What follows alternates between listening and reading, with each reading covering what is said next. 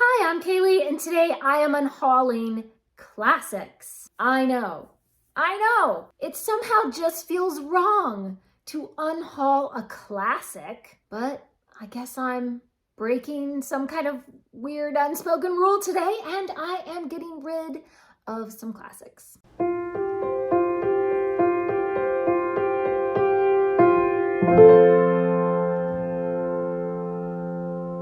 Some of these are classics that I did not like. Some of them are ones that I do like, but I just don't feel the need to keep it on my shelves. Some of these are actually some of my favorite books, but the edition that I have is messed up, or it's just not a nice edition, or I have duplicates of the same book. And so we're getting rid of some today. Before we dive into the Unhaul, I'm gonna reach back here to our Booktuber Shoutout, and we're gonna shout out somebody randomly. Today's shout out goes to Rainy Day Reads, one of my favorite booktubers. Be sure to go look down in the description for a link to their channel and go over and subscribe to them. And if you haven't already, please do subscribe to this channel and give this video a big thumbs up. If you love classics, but sometimes you feel like you just need to unhaul some. You can't keep all the books for the rest of your life, so some of them have to go out the door. And let's dive straight in. So the first one I have here is the Red Badge of Courage and Other Stories. This is fine, I like this, but I am never gonna read it again. And this is an old used copy where somebody else annotated in it before I got it. And so there's stuff that is underlined and everything, and they've written little notes in the margins probably from their high school class or something, and I don't want somebody else's notes in the margins. No, thank you. Then we have Lord Byron's poetry. I like some of Lord Byron, but most of the excerpts that are in here are the ones that I don't like. So Lord Byron, oh well. Then we have Frankenstein by Mary Shelley. I do like this. It's not one of my super favorite classics, but I have enjoyed reading Frankenstein. I think I've read it twice now. However, I just keep thinking, like, if I ever wanted to reread Frankenstein again in the future, I would probably just download it on my Kindle. And the good thing about classics is you can get an ebook for free on Project Gutenberg or elsewhere. And so with classics, it's really easy to just replace it on your e-reader and you don't have to keep it. Then we have Black Beauty and Call of the Wild. So there's a little magic trick there for you. I like both of these, but I don't really like this edition that much. It's kind of an old beat up edition. Diary of a Young Girl. This is amazing. This is wonderful. Anne Frank is an incredible person. But when I read this, I was so depressed for weeks afterwards. I am never going to reread this. It was so emotional. It was too much for me. It was overwhelming, and I can't handle that kind of emotions again. So I'm going to pass this on to somebody else who will enjoy it and who will also learn from it. The Man Who Would Be King and Other Stories. I've been reading a lot of Rudyard Kipling lately, and I'm starting to realize I don't always like Kipling. I would have said Kipling is one of my favorites, and many of his books definitely are my favorites, but so many of his short stories are really depressing and sad, and everybody dies, and so I'm getting rid of some of these short stories. So I also have Plain Tales from the Hills by Rudyard Kipling, and again, same thing with his short stories. They're all just so depressing. So we're not gonna keep this one. Also, most of these short stories in both of these collections I actually have in my other larger collection. So why do I have duplicates of this? Anyway, Henry James' Portrait of a Lady. I have never read this. I keep meaning to, and then I keep putting it off, and I just never quite read it. And things that I've heard about Henry James, it just doesn't sound like that would be my cup of tea. And so I'll probably just get it on Kindle if I ever actually feel like I want to read this. Tess of the D'Urbervilles. This is so depressing and awful. I mean, Thomas Hardy is an amazing writer, but I just had so many issues with this story. And I really just don't want to keep it on my shelf. Moll Flanders. My video review of Moll Flanders is actually one of the most popular, most watched videos that I have ever made because I hated Moll Flanders, and I go into depth in that video about how much I hated it, and so this just needs to go away. Barnaby Rudge. It is difficult to get rid of a Dickens because I get this lovely satisfaction from, I have all of Dickens, you know, so I own all the books, but I don't like Barnaby Rudge. Now that's hard to say about Dickens, but I did not enjoy this book. I really don't want to have it around. Sorry, Dickens. I don't like you. And same thing with Hard Times. I don't hate Hard Times as much as I hate Barnaby Rudge, but I did not enjoy Hard Times. I don't really like this edition of it. It's this ugly brown color and it's just kind of bleh. I do feel though that Hard Times might be one that I might want to give it a second chance someday in the future.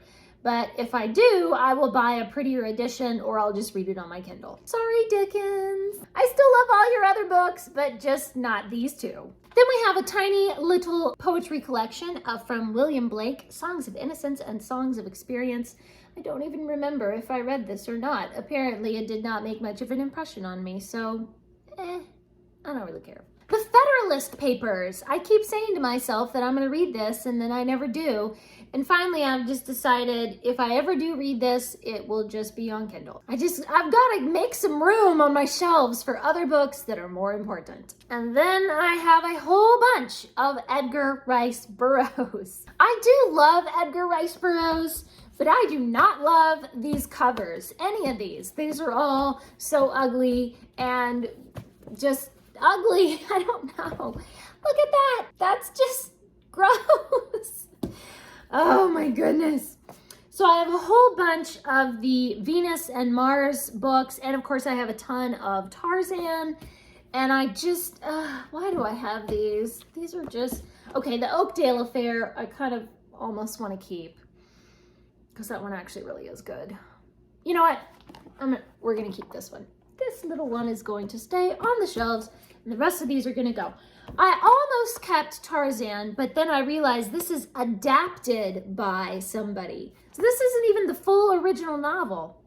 So all of these are going to be downloaded onto my Kindle, and I will read them over there. Then I have this compilation of Jack London books.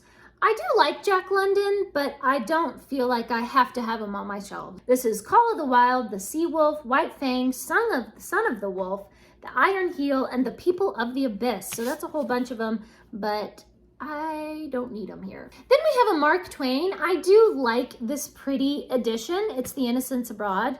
I love green. Green is my favorite color, and this is very pretty, but I tried reading this and I had to DNF it because it was so boring. And a lot of it was just very culturally specific to that time period. Like if you didn't live in that time period, then you're just lost, you know. So much of the history just went whoosh way over my head, and I couldn't quite follow a lot of it. Maybe I need to brush up on my history. I don't know. This does not bring me joy. Then I have two different translations of Virgil, and these aren't even that great editions. This one's all beat up, and this one has like a tear in the cover and all this stuff. Like these are nothing fantastic. And I think I already have this on my Kindle anyway, actually. Maybe not these particular translations, but something similar. So these, I don't need these. Then I have two books from Jules Verne. I love Jules Verne, but he did not always have the best plots and everything. 5 Weeks in a Balloon is not his best work, in my opinion anyway. It's just not my favorite. I prefer to read some of his other more popular ones. And then this one is Master of the World. And this one, it was just like, what is even happening here? There is just no plot structure at all. This was not very well constructed. Then we have 12 Girls in a Garden. I actually read this recently for my 30 Books in 30 Days in September, and I really liked it. It's kind of this mystery that is set in like the 1930s or 40s or something, but I don't feel like I need to keep this. This was fun, but I don't need it. Then we have two Ayn Rand, I know there's some other way to say it, but I never do it right. So The Fountainhead, I definitely still need to read The Fountainhead. And then Atlas Shrugged, this massive thing. First of all, is this just the ugliest edition you ever saw in your life? Oh my goodness. I don't want that on my shelf. This is gonna go away and it's gonna just be on Kindle. I did enjoy Atlas Shrugged. I really liked it. I admit I skipped over some of the preaching, like 70-page radio speech or whatever that was. I skipped most of that. But the rest of the story was really enjoyable. I might reread this someday. I actually really did like it. So, yeah, this is ugly though. So let's get rid of that. And those are all the books that I am getting rid of. Some of those, it's a little bit of a wrench, like... It's kind of difficult to get rid of some of those, but I feel good about it. I need to make some more room. These books are starting to pile up where there's no room for new classics. I want to start collecting more Wilkie Collins and more Anthony Trollope and more Sir Walter Scott, which means you got to make some room. So I'm feeling good about this. This is going to be okay. And I'm glad I'm keeping this one. The Oakdale Affair is probably one of my favorites, so that one is going to stay. Here you go, you have your own little spot. Please leave me a comment down below and let me know what are some classics that you have gotten rid of or that you generously passed on to other readers. Let me know down in the comments. Thanks for watching. Please subscribe and remember, the right book in the right hands at the right time can change the world.